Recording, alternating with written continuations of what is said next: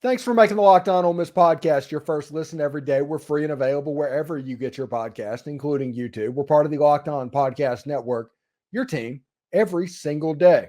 Hello, I'm Stephen Willis, and this is a Locked On Ole Miss Extra Edition with Pratt Rogers.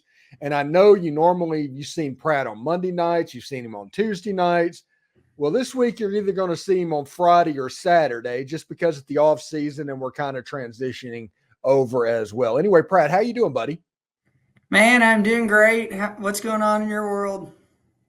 Well, I'm getting ready for transfer portal season, recruiting season, that stuff, and transitioning away from games. That's kind of where I'm living at the moment.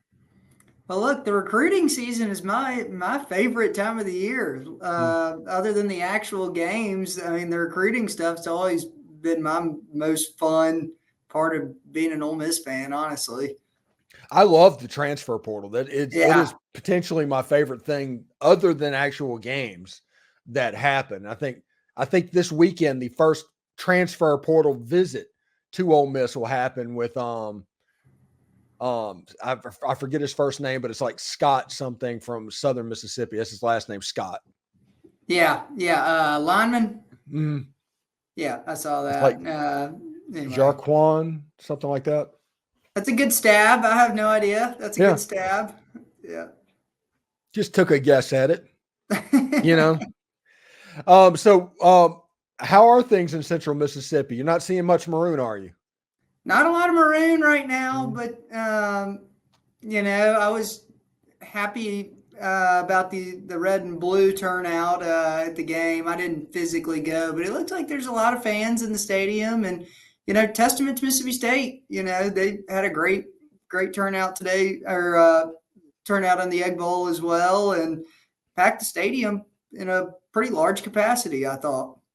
Yeah, I think probably 12,000 Ole Miss fans, 12 to 15 Ole Miss fans were in that stadium, which is rare for an Egg Bowl to have that many of opposing teams' fans in the other team's stadium.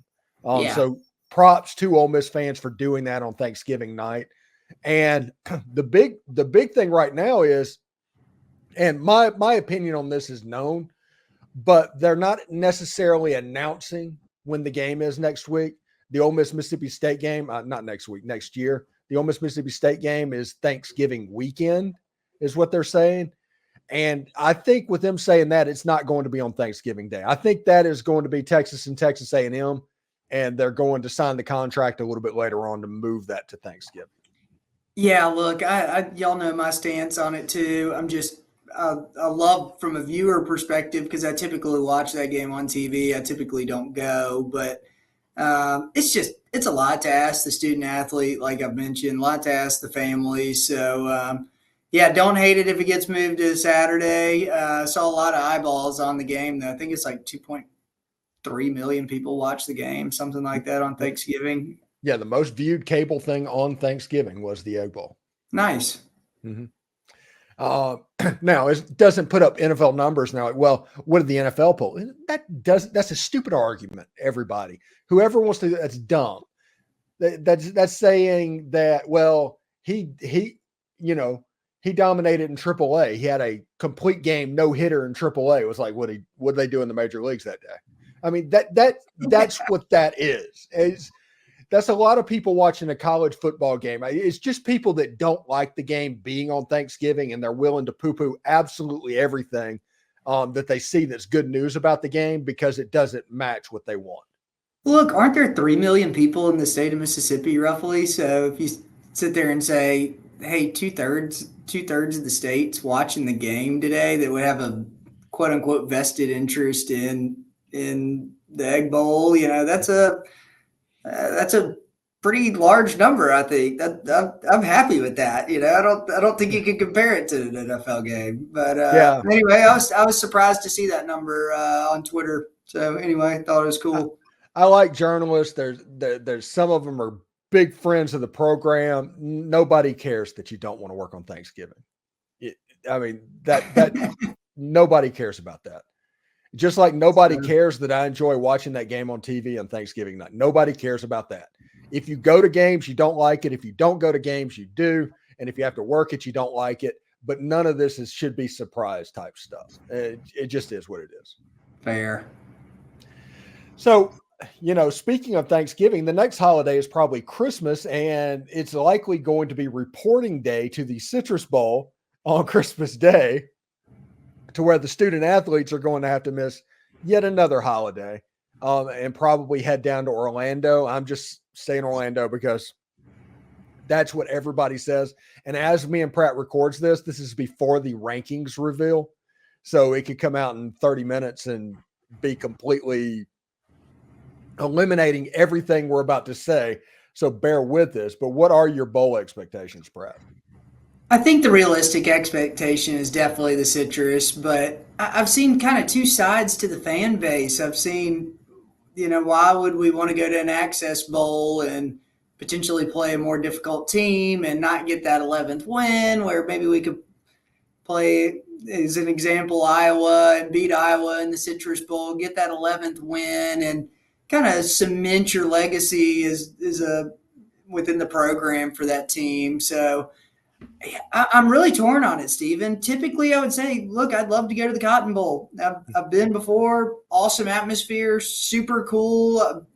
Driving especially distance. If you have a chance to play Texas. Texas and the Cotton Bowl feels so like that would be a different thing.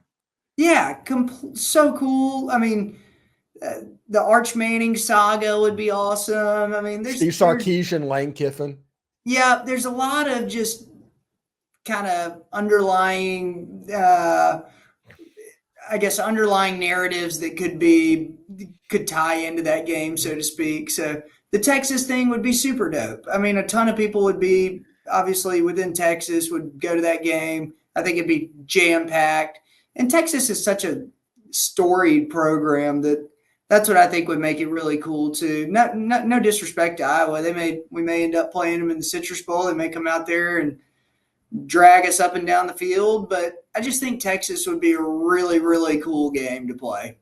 Yeah, my ranking of bowl games and rankings of bowls that I want, not necessarily because, like I said, the Citrus Bowl is 50 miles away from my front door. So I obviously am going to be okay with that football game. Totally biased, but that's all right. Yeah, it has nothing to do with games and everything to do with the fact that, hey, I can easily get there in a day trip, But the game that I most want and I'm most looking forward to that's a potential matchup would be the Texas and Ole Miss game.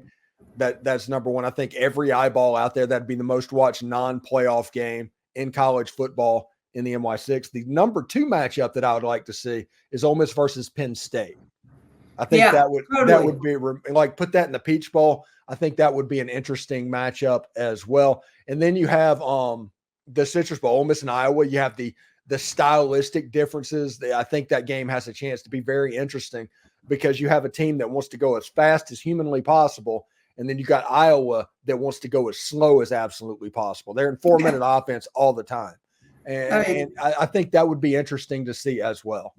I've watched a few Iowa games this year, not because I have a dog in the fight or anything like that, just strictly because the lines have been so atrocious for the games that it's almost been like, no way the under will be 20 this week or 24. And turns out it is. It's just fun to kind of keep up with it from that perspective, just because it's like a national notation at this point. But yeah, I think Iowa would be awesome. I think Penn State would be kind of the same sentiment as Texas, storied program.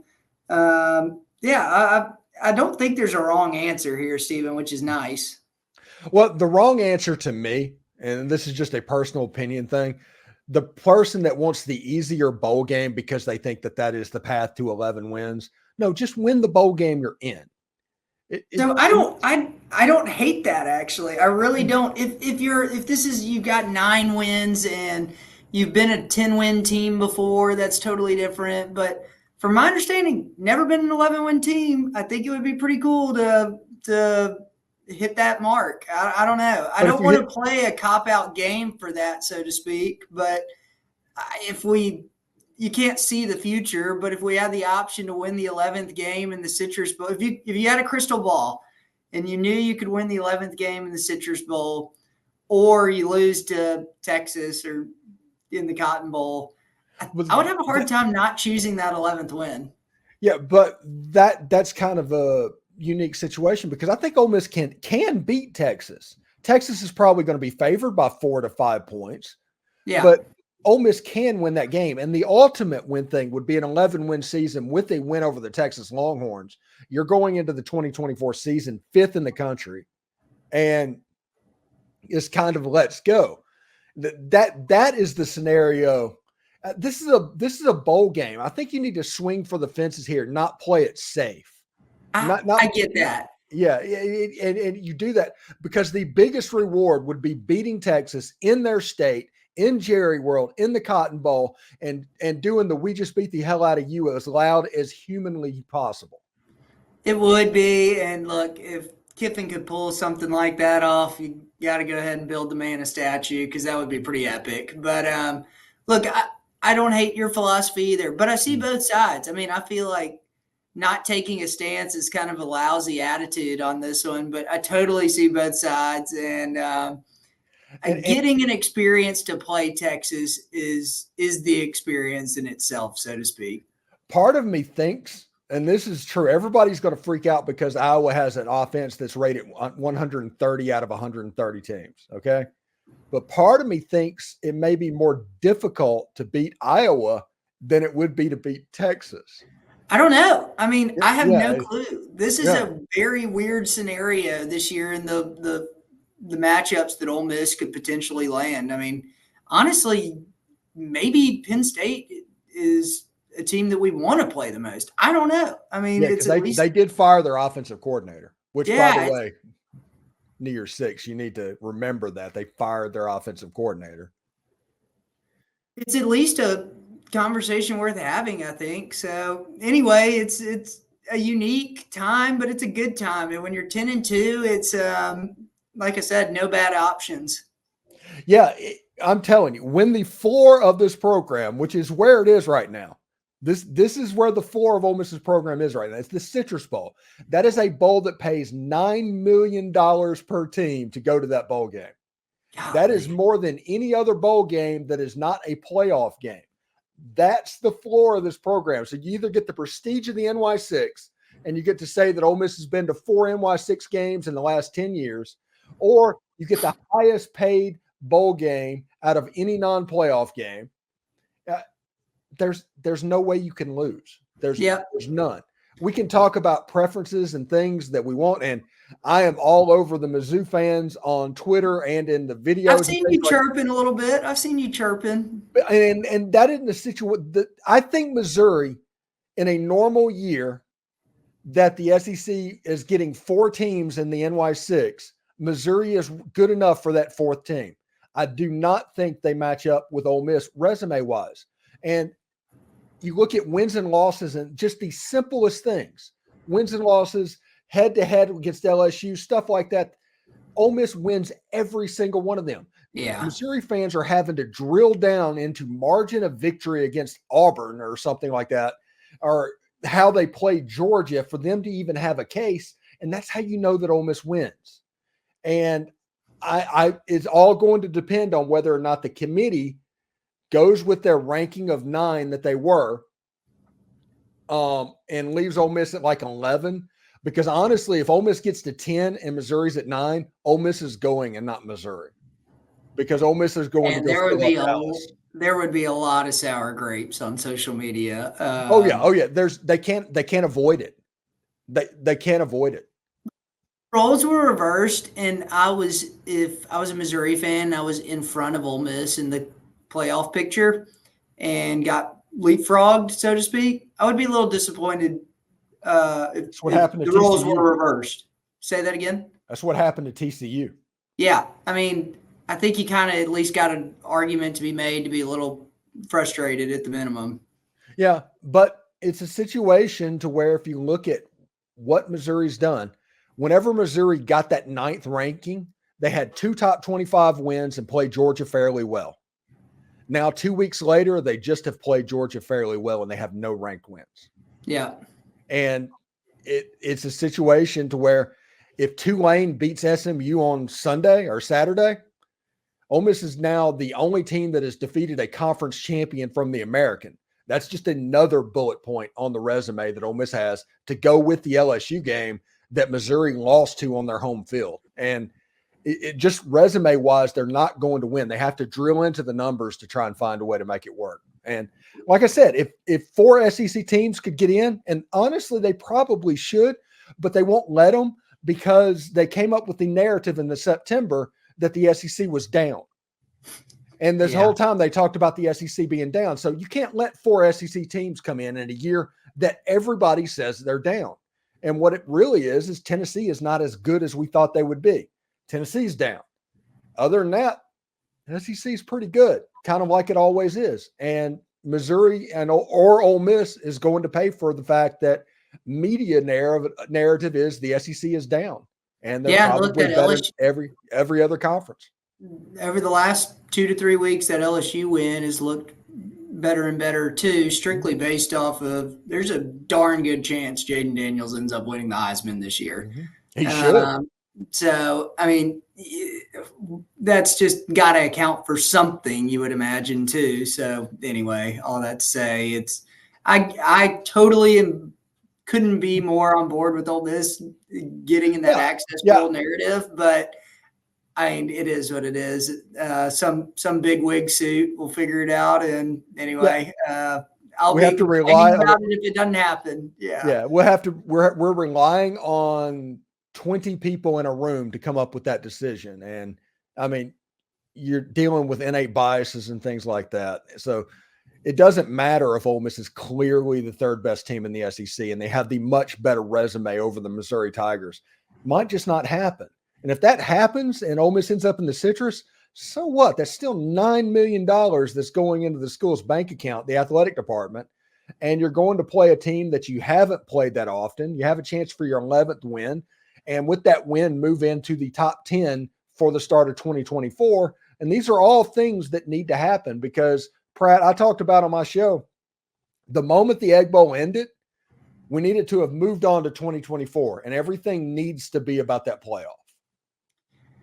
Yep, I agree. And look, speaking of the money side behind, I may have this wrong, but I think I read somewhere, I think I saw a bulleted notation of Kiffin's contract. I think Kiffin gets like $250,000 for just going to not just the Citrus Bowl, but I mean, I think he tacks on an extra $250,000 to his contract for the Citrus Bowl too. So, I mean, there's a lot of incentive to go.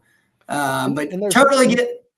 There's been many years that Ole Miss fans have wanted to go to the Citrus, and they fell one win short, and they tried to get there. I think 2009 was a year that they were going to go down to the Citrus Bowl and ended up losing that game in Starkville, went to the Cotton Bowl. The Citrus Bowl as a floor, if the Ole Miss program's floor is Citrus Bowl, that's crazy waters that Ole Miss is swimming in at the moment. And I'm putting you on the spot. Do you know the last time, if ever, the Ole Miss went to the Citrus Bowl? They haven't. They've never played that ball game. Okay. I was trying to crane my brain and think of a time, and I couldn't off the top of my head. I'm not surprised at all. But, yeah, that kind of makes it cool, too, to go to the Citrus Bowl and a bowl you've never been to before. That kind of adds a little bit to the you got all the Disney and everything around Orlando. I mean, you can make a nice, fun 3 or 4 days down here if you want it to.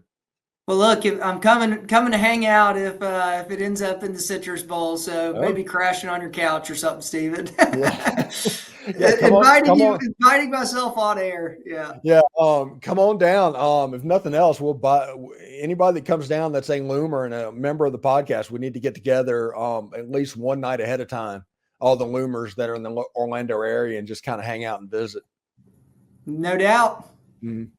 Anyway, thank you for making the Locked On Ole Miss podcast your first listen every day. We're free and available wherever you get your podcast, including YouTube. We're part of the Locked On Podcast Network, your team every single day. Pratt Rogers, thank you so much for joining the show. Like I said, this is going to air on Friday night. That's normally Tom's night, but we're going to put this on Friday night. Tom will be tomorrow morning. Good deal, man. Yeah, that'll be a whole bunch of stuff. But Pratt, thank you so much for stopping by, and we'll catch you next time, bud. See ya. Hotty toddy. Hotty toddy.